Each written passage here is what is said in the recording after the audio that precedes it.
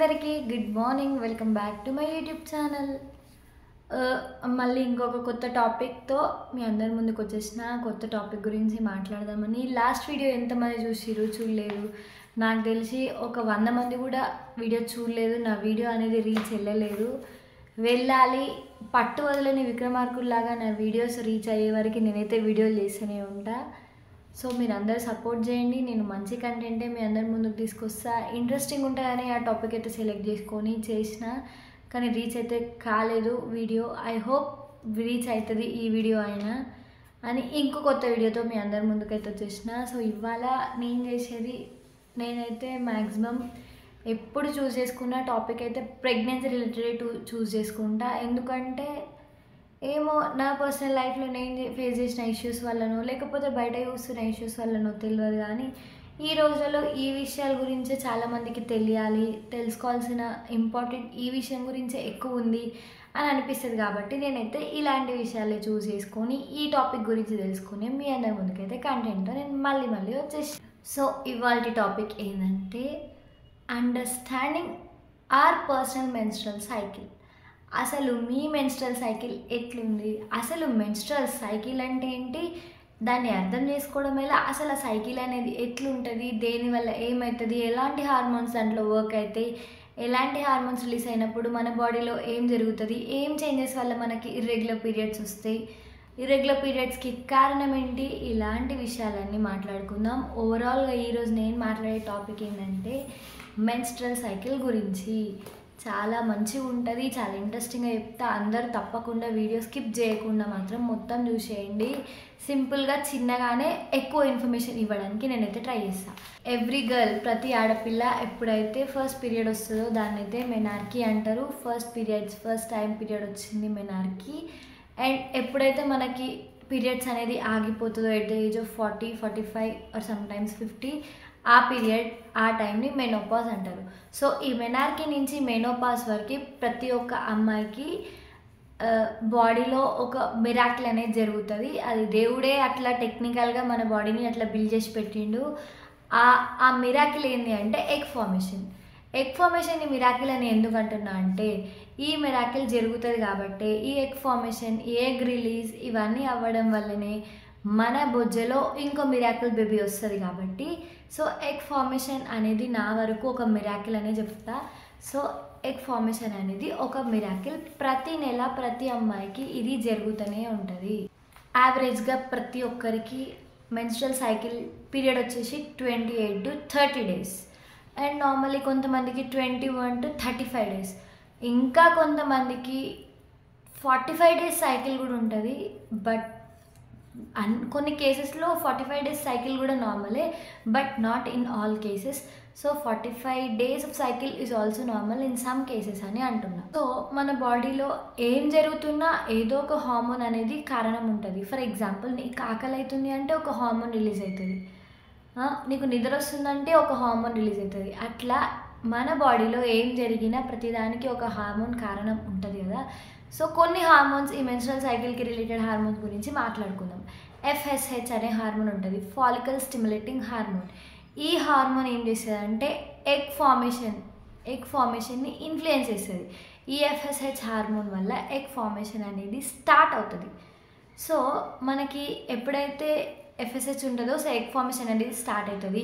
ఈ FSHతో పాటు estrogen hormone is very much important. అందరూ గుర్తుపెట్టుకోవాలి. ఎప్పుడైతే ఈస్ట్రోజన్ అనేది రిలీజ్ అవుతూ ఉంటుందో, ఈస్ట్రోజన్ లెవెల్స్ అనేవి ఎట్లా పెరుగుతూ ఉంటుందో ఎగ్ ఫార్మేషన్ అనేది కూడా అట్లనే పెరుగుతూ ఉంటుంది. I mean estrogen hormone start అయినప్పటి నుంచి ఎగ్ ఫార్మేషన్ అనేది కూడా స్టార్ట్ అవుతుంటుంది. ఎంత ఈస్ట్రోజన్ హార్మోన్ పెరుగుతూ ఉంటే మన ఎగ్ సైజ్ అనేది పెరుగుతూ ఉంటుంది. ఎగ్ సైజ్తో పాటు ఎండోమెట్రియం అంటే యూట్రస్ ఒక వాల్ ఉంటుంది కదా, ఎండోమెట్రియం అనేది కూడా పెరుగుతూ ఉంటుంది. Oestrogen hormone helps in increasing the size of egg as well as the lining of the uterus లైనింగ్ని కూడా ఏమంటారు థిక్ చేయడానికి ఈస్ట్రోజన్ హార్మోన్ అనేది రిలీజ్ అవుతూ ఉంటుంది. So 14th day are 15th day వరకు ఈ ఈస్ట్రోజన్ అనేది రిలీజ్ అవుతూ ఉంటుంది. Same egg size 18 mm, 19 mm, 20 mm, ఒక 21 mm వచ్చేసరికి ఒక 15 days అవుతుంది మన పీరియడ్ వచ్చి అయిపోయి. 15th డే అప్పుడు ఎగ్ అనేది రిలీజ్ అవుతుంది. ఈస్ట్రోజన్ హార్మోన్ ఏం హెల్ప్ చేస్తుందంటే ఎగ్ అనేది ఇంక్రీజ్ అవ్వడానికి, మన యూట్రస్ లైనింగ్ అనేది థిక్ అవ్వడానికి ఈస్ట్రోజన్ హార్మోన్ లెవెల్స్ పెరుగుతున్న కొద్దీ మనకి ఫార్మేషన్, ఈ ఎక్సైజ్ ఇవన్నీ జరుగుతుంది. ఎప్పుడైతే 15th డే వచ్చిందో ఆ 15th డేకి ఎగ్ అనేది రిలీజ్ అవుతుంది. ఈ ఎగ్ రిలీజ్ అవ్వడానికి ఏ హార్మోన్ కారణం అంటే ఎల్హెచ్ సర్జ్ అనే హార్మోన్. ఎగ్ రిలీజ్కి హెల్ప్ చేసేది ఎల్హెచ్ సర్జ్ హార్మోన్. ఈ ఎల్హెచ్ సర్జ్ హార్మోన్ ఇన్ఫ్లుయెన్స్తోని ఎగ్ అనేది రిలీజ్ అవుతుంది. ఎక్కడైతే ఎగ్ రిలీజ్ అయిందో ఆ ఎగ్ రిలీజ్ అయిన ప్లేస్లో ఎగ్ రిలీజ్ అయినాక ప్రొజెస్ట్రాన్ అనే ఇంకో హార్మోన్ అనేది రిలీజ్ అవుతూ ఉంటుంది. ఈ ఈస్ట్రోజన్ ఇంకా ప్రొజెస్ట్రాన్ రెండు హార్మోన్స్ కలిపి ఏం చేస్తాయంటే, చాలా ఇంపార్టెంట్ గుర్తుపెట్టుకోండి ఈ రెండు hormones, estrogen and progesterone. Estrogen and progesterone రెండు హార్మోన్స్ కలిపి ఈ యూట్రస్ వాల్ని, యూట్రస్ లైనింగ్ని ఇంకా థిక్కన్ చేయడానికి, నొరిష్ చేయడానికి హెల్ప్ అవుతుంటుంది. ఇప్పుడు ఫర్ ఎగ్జాంపుల్ ఎగ్ ఫామ్ అయింది, at the same time sperm enter అయింది, రెండు మీట్ అయిపోయినాయి. సో ఒకవేళ ప్రెగ్నెన్సీ కనుక వచ్చింది అనుకో, ఈ ఈస్ట్రోజన్ అండ్ ప్రొజెస్ట్రాన్ హార్మోన్స్ రెండు కలిపి బేబీకి సపోర్ట్ ఇవ్వడానికి, ఆ ఎండోమెట్రియల్ వాల్, ఆ లైనింగ్కి అంటుకొని స్టిక్ అయి బేబీ బ్రతకడానికి estrogen and progesterone hormones help చేసి నరిష్ చేస్తూ ఉంటాయి. అదనమాట ఈస్ట్రోజన్ అండ్ ప్రొజెస్ట్రాన్ హార్మోన్స్ యొక్క importance. For example in case sperm అనేది రాలేదు, సో ఫర్టిలైజేషన్ జరగలేదు, no pregnancy, estrogen and progesterone hormones రెండు తర్వాత 14 to 15 days వరకు కూడా సేమ్ అట్లనే ఆ లైనింగ్ని థికెన్ చేస్తూ బిల్డ్ చేస్తూనే ఉంటాయి. సడన్లీ ప్రెగ్నెన్సీ రాకపోతే ఒక 15th డే తర్వాత, ఐ మీన్ మన 30 day సైకిల్ 30 డేకి మనకు మళ్ళీ పీరియడ్ రావాలి కదా. సో ఆ టైంలో సడన్గా ఈస్ట్రోజన్ అండ్ ప్రొజెస్ట్రాన్ లెవెల్స్ అనేవి బాడీలో తగ్గిపోతుంటాయి. ఎప్పుడైతే ఈస్ట్రోజన్ అండ్ ప్రొజెస్ట్రాన్ లెవెల్స్ బాడీలో తగ్గిపోతాయో అప్పుడు ఒకేసారి మన లైన్ వాల్ అనేది థిక్ అయి అది ఉందో యూట్రస్ వాల్ అదంతా షెడ్ అయిపోయి మనకి బ్లీడింగ్ రూపంలో బయటకు వచ్చేస్తుంది. అదే పీరియడ్. ఇదన్నమాట అసలు మెన్స్ట్రల్ సైకిల్లో జరిగేది. సో మన మెన్స్ట్రల్ సైకిల్లో ఇవన్నీ events, egg formation, lining thickness, తర్వాత బేబీ ఒకవేళ లోపలికి వస్తే మనని అక్కడ బేబీని కాపాడడానికి, ఆ లైనింగ్కి స్టిక్ అవ్వడానికి, ఇవన్నీ ఈవెంట్స్ అన్నీ ఒకదాని తర్వాత ఒకటి బిల్డ్ అవ్వాలి, జరగాలంటే మనకి FSH, LH surge, estrogen, progesterone ఇలాంటి హార్మోన్స్ అన్నీ కరెక్ట్గా రిలీజ్ అవ్వాలి, అవ్వాల్సిన టైంలో అవ్వాలి. అలా జరిగితే మన మెన్స్ట్రల్ సైకిల్ వెరీ రెగ్యులర్గా ఉంటుంది, పర్ఫెక్ట్ ఉంటుంది, ప్రెగ్నెన్సీ రావడానికి ఛాన్సెస్ కూడా చాలా ఎక్కువగా ఉంటాయి. ఒకవేళ ఇర్రెగ్యులర్ పీరియడ్స్ గురించి మాట్లాడుకుందాం. ఇర్రెగ్యులర్ పీరియడ్స్ అంటే ఏంటి? ఇర్రెగ్యులర్ పీరియడ్స్ ఎప్పుడు వస్తాయి?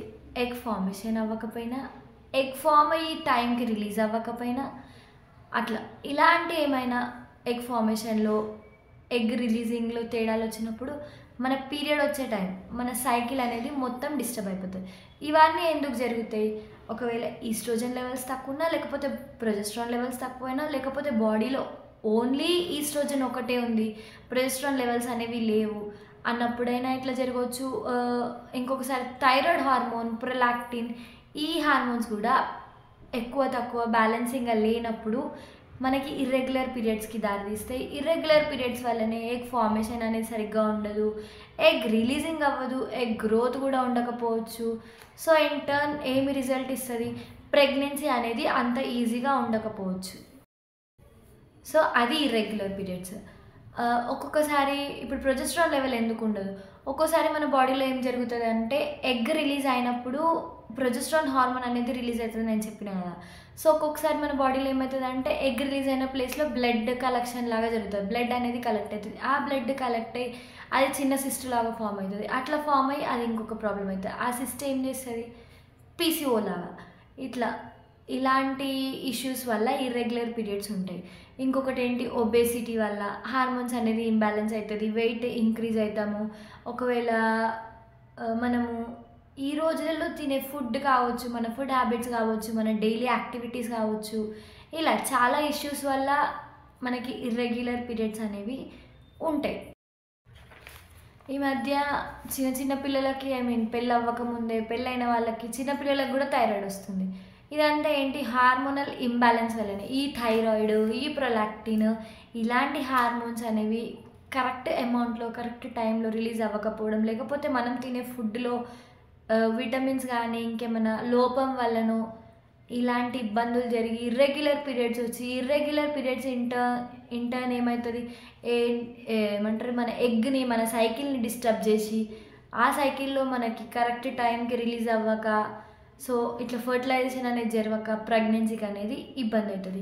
సో అంతా మనం ఈజీగా చేయాల్సింది ఏంటంటే, మన చేతిలో మనం ఈజీగా చేసుకోగలిగిన విషయాలు ఏమైనా ఉన్నాయంటే పర్ఫెక్ట్ మెయింటైనింగ్ చేయాలి. ఏదైనా డైట్ కానీ, ఎక్సర్సైజ్ కానీ, స్ట్రెస్ తీసుకోకపోవడం, ప్రాపర్ స్లీప్ ఉండడం, ఇట్లాంటివన్నీ చేస్తే 100% మన చేతులతో మనకు ఎలాంటి ప్రాబ్లమ్ ఉన్నా ఈజీగా క్యూర్ చేసుకోవచ్చు. యూట్యూబ్‌లో చూస్తే చాలా అంటే చాలా టిప్స్ ఉంటాయి, డైట్స్ ఉంటాయి, మేనేజింగ్ గురించి చెప్తారు, ఎట్లా తినాలి, ఎట్లా హెల్తీ లైఫ్ స్టైల్ ఉండాలి. అవి జస్ట్ సింపుల్‌గా ఫాలో అయితే ఇలాంటి ఇర్రెగ్యులర్ పీరియడ్ ఇష్యూస్ నుంచి మనం బయటపడొచ్చు. ఈ పీసీఓ లాంటివి, ఒబెసిటీ లాంటివి రాకుండా ఉండొచ్చు.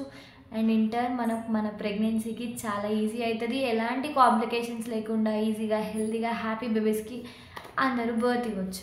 సో నేను ఇవాళ చెప్పాలనుకుంది ఇట్లా, మన బాడీలో మన మెన్స్ట్రల్ సైకిల్, మన బాడీలో ఏం జరుగుతుందనే విషయం మనందరికీ తెలిస్తే మనకున్న ప్రాబ్లం ఏంటి, మనం చేస్తున్న మిస్టేక్ ఏంటి అని మనం కూడా ట్రాక్ చేసుకోవచ్చు అనుకొని, మనం తెలుసుకొని డాక్టర్ దగ్గరికి ముందే వెళ్ళి స్కాన్ చేయించుకొని ఇట్లా ట్రేస్ చేయొచ్చు కదా మనకున్న ప్రాబ్లం ఏంటి అని.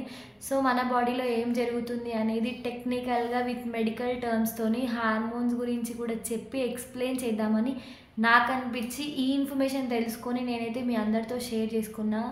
సో నేను చెప్పిన ఇన్ఫర్మేషన్ ఎట్లా అనిపించింది, అంతేకాకుండా ఈ రోజుల్లో మనం తినే ఫుడ్ మంచిగా లేదు. బయట ఎండకి ఎవరైనా ఉంటున్నారా, వైటమిన్ డి అనేది కంపల్సరీ ప్రతి ఒక్కరిలో లోపం ఉంటుంది. సో ఎక్స్ట్రాగా వైటమిన్ డి తీసుకోవడం, ఇట్లాంటివి చేసి అందరు హెల్తీగా ఉండాలి, హ్యాపీగా ఉండాలి అని నేనైతే అనుకుంటున్నా. సో నా వీడియో ఎట్లా అనిపించింది, మంచిగా అనిపించిందా, ఇన్ఫర్మేషన్ ఎట్లుంది, ఇంకా ఎలాంటి ఇన్ఫర్మేషన్ మీకు కావాలి కమెంట్ చేసి చెప్పండి. సో నేనైతే ఇవాళ అండర్స్టాండింగ్ అవర్ మెన్స్ట్రల్ సైకిల్, మన మెన్స్ట్రల్ సైకిల్ మన బాడీలో ఏం జరుగుతుంది, అసలు ఎట్లుంటుంది ప్రాసెస్, ఇన్బిల్ట్ ఎట్లుంది అనే విషయాన్ని అయితే మీ అందరితో షేర్ చేసుకున్నా. Thank you guys, bye bye. Video నచ్చినట్టయితే please don't forget to like, share, comment and subscribe చేసి వదిలేయకండి, గంట కూడా కొట్టండి. సో అప్పుడైతే నేను పెట్టే ప్రతి వీడియో నోటిఫికేషన్ మీకు వస్తుంది. Okay guys, bye bye.